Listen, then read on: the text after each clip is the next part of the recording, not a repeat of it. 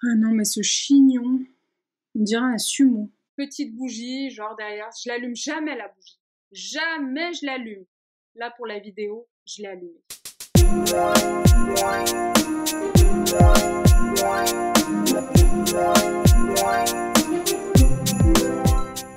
Je suis trop contente de vous retrouver aujourd'hui. D'ailleurs, j'ai envie de danser. C'est parti. Et... wow. Petite ambiance, hein. On va parler viande aujourd'hui. Ça fait 4 ans que j'ai totalement arrêté la viande. Oui, 4 ans. Et pas un seul morceau de viande. Hein. Pas de nuggets. Pas de knacky balls. Pas de barbecue. Rien. Nada. Wellou. Et aujourd'hui, je vais vous expliquer pourquoi j'ai arrêté de manger de la viande et pourquoi le monde entier devra arrêter de manger de la viande ou au moins diminuer. Dans une prochaine vidéo, je vous expliquerai comment remplacer la viande. Je peux pas en parler aujourd'hui, sinon ça va être méga long. Je sais que les gens ne veulent pas savoir. Je le sais. Dès qu'on en sait trop, hop, on veut plus savoir. Mais sachez que le savoir va vous empêcher de garder ces foutues œillères sur les yeux. C'est vrai que savoir va remettre en cause vos habitudes. Alors s'il te plaît, regarde cette vidéo jusqu'au bout pour toi, pour ta santé. La viande, c'est, pour moi, dans ma tête, c'est égal à maladie. Point. Sachez que l'Organisation mondiale de la santé a quand même déclaré que la viande rouge était probablement cancérogène et que la viande transformée était cancérogène. Non mais vous imaginez, genre que l'Organisation mondiale de la santé elle dit officiellement que la viande rouge est cancérogène. Imaginez à quel point ça l'est pour qu'ils l'admettent. Donc la viande transformée, c'est-à-dire les merguez, ça c'est cancérogène. La charcuterie, ça c'est cancérogène. N'oublions pas le diabète, le cholestérol. Les bêtes contiennent énormément de cholestérol. Et moi, ce que j'ai en tête, c'est que la première cause de mortalité, c'est les maladies cardiovasculaires causées par la viande. Et puis de toute façon, maintenant, les viandes, la viande, je veux dire, la viande est remplie d'antibiotiques, remplie d'hormones. Vous vous rendez compte de produits chimiques. Et tout ça, vous le mangez. Et dans votre corps, mais ça crée des catastrophes. Il faut savoir que la viande acidifie énormément notre système digestif. Donnons, s'il vous plaît, à notre corps des produits que la nature a fait pour lui. Il y a tellement de choses sur Terre pour notre corps que d'aller manger des animaux remplis de saleté qui nous créent des problèmes énormes. Et surtout, moi, ce qui me rend ouf, c'est que j'ai l'impression que les gens, que la population, que tout le monde a la mémoire courte. Mais pourquoi les gens ne se rappellent pas de la vache folle, la maladie de la vache folle, la maladie de la grippe aviaire? Et actuellement, il y a des bêtes qui sont remplies de tuberculose. Et donc, on nous laisse sous-entendre que non, la tuberculose ne se transmet pas à l'homme. Mais bien sûr que si, et quand bien même elle ne se transmet pas à l'homme, on ne va pas manger de la viande remplie de tuberculose quand même. Et ce qui me fait mais doucement glousser, mais vraiment mais doucement glousser, c'est quand j'entends arrêter la viande, c'est une mode. Mais une mode de quoi? La viande crée des maladies. C'est une réalité, je veux dire. Et tant mieux si les gens décident en masse d'arrêter de manger de la viande. Tant mieux si les gens prennent conscience de la supercherie qu'on nous a mis dans la tête qui est seule la viande nous apporte nos protéines, seule la viande nous donne de la force. Mais c'est totalement faux. Et tant mieux si les gens prennent conscience de ça, ouvrent les yeux sur cette énorme supercherie qu'on a en tête depuis qu'on est gamin finalement. Parce que nos parents ne savaient pas.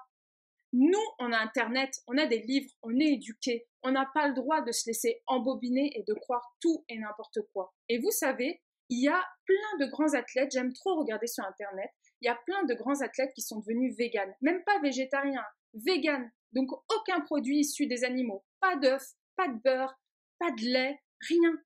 Et ces athlètes-là ont considérablement amélioré finalement leur performance. Et pour ma part, moi, j'ai passé 29 ans de ma vie à être asthmatique. Je prenais de la ventoline constamment, tout le temps. Et depuis que j'ai arrêté de manger de la viande et de boire du lait de vache, c'est terminé. Plus d'asthme. Alors que toute ma vie, moi, dans ma tête, voilà, j'étais asthmatique. Voilà, c'est une maladie chronique. tu es asthmatique, tu prends ta ventoline, mais finalement, il n'y a rien qui est chronique.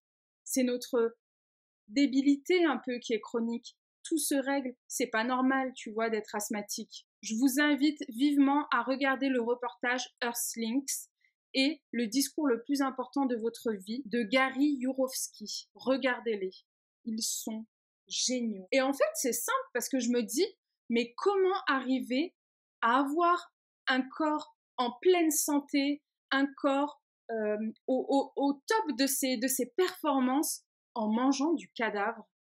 Comment est-ce possible? Je sais pas. Moi, je suis en forme quand je consomme des choses de la nature. Je peux pas être en forme en consommant du cadavre, un cadavre qui a souffert. On s'empoisonne tous les jours un peu plus.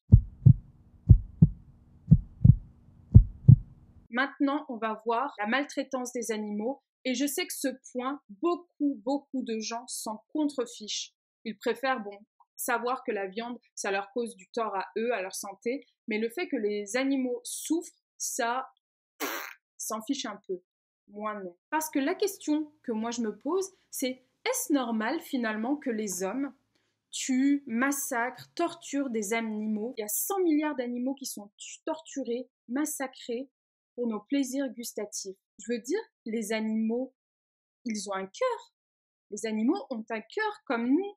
Ils ont des sentiments. Ils ressentent la joie de porter un bébé en eux, d'accoucher, de rencontrer ce bébé. Ils ressentent de la tristesse, de la peur. Ils aiment les câlins. Les enfants, les bébés animaux sont curieux, ils sont joueurs, ils sont proches de nous. On a des désirs communs finalement. Être libre, avoir de la compagnie. Chaque animal a une histoire, chaque animal est unique, comme nous finalement. Et je me suis un peu renseignée, j'ai un peu regardé dans les abattoirs comment ça se passait, parce qu'on nous dit non, la bête ne souffre pas, non, il n'y a pas de souci, mais c'est horrible ce qui se passe dans les abattoirs, horrible. La réalité en fait dépasse la fiction, c'est un truc de malade. On a des poussins qui sont hachés vivants, des poulets qui sont ébouillantés vivants, des porcs mutilés, les porcs mutilés. Et dans un souci carrément de rentabilité, on a des éleveurs qui créent des races dégénérées. C'est un truc de fou. Où est le respect de l'animal? Et donc, je vous disais, il y a dans des abattoirs, on peut lire pas mal d'écrits sur Internet de personnes qui ont travaillé à l'intérieur et qui maintenant sont sous antidépresseurs, voient des psychologues, n'arrivent pas à s'en remettre et ont tous les jours des flashs dans leur tête de ces animaux qui souffrent. On a des bêtes qui vivent de leur naissance à leur mort sans avoir vu le jour, dans des petites cages confinées, sans voir leurs enfants, dans des endroits irrespirables et qui en plus sont tués de manière totalement sadique, avec aucun respect de l'animal. Et moi, mais ça me tue. Tout le monde a plus ou moins conscience de ça, mais les gens préfèrent ne pas savoir. Ça me fait penser à l'histoire de l'abattoir à Alès. Il y avait un abattoir qui était un peu trop proche de la ville apparemment et où les gens entendaient les bêtes hurler. Et du coup, ça les dérangeait. Mais ça les dérange pas quand ils ont le steak dans l'assiette. Mais oui, mais un animal a hurlé, a hurlé de douleur pour que vous ayez ce steak dans votre assiette. Donc, ils ont demandé de reculer cet abattoir, de le mettre un petit peu plus loin, voilà. On n'entende pas les cris. Laissez-nous nous voiler la face. Encore une fois, allez voir le reportage Earthlink que je vous mets en barre d'infos. Vous avez juste à cliquer sur le plus et vous allez voir, il y a le lien. Et c'est trop important, allez voir. Et j'aimerais aussi parler pour les musulmans, pour ceux qui mangent halal, qu'il faut arrêter de se cacher derrière le « moi je mange halal ».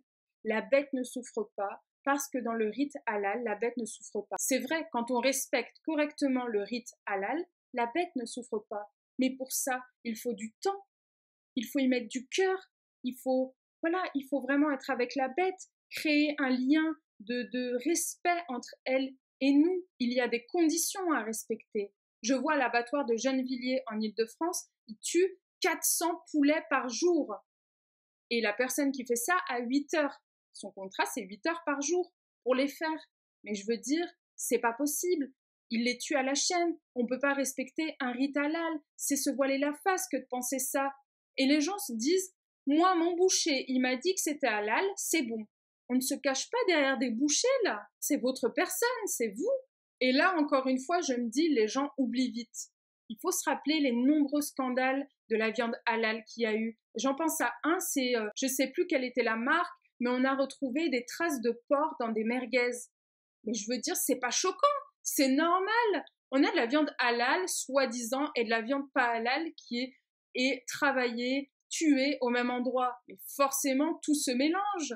Ne nous cachons pas, s'il vous plaît, derrière notre boucher en se disant moi je vais chez lui en pensant que c'est halal. Si c'est pas halal, c'est lui qui en paiera les conséquences. Non, non, pas du tout. On est tous responsables de nous-mêmes. On est tous responsables de soi-même. Le boucher n'est pas responsable de toi, en fait.